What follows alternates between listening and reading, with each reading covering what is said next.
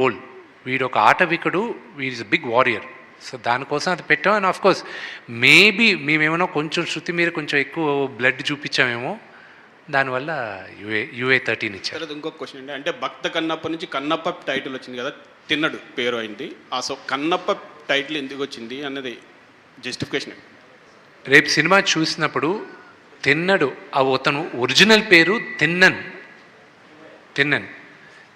తెలుగులో తిన్నడు అని పెట్టుకున్నాం.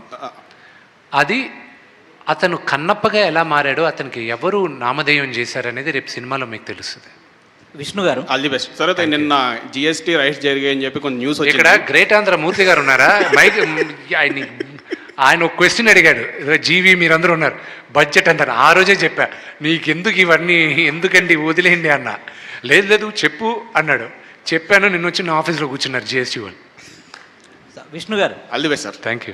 యాక్చువల్గా తిన్నడు ఎక్కడైతే పుట్టి పెరిగాడో మీరు ఆ ప్రాంతానికి సంబంధించిన వాళ్ళకు. అవునండి. సో ఆ పాత్ర గురించి మీరు తెలుసుకున్నప్పుడు ఈ సినిమా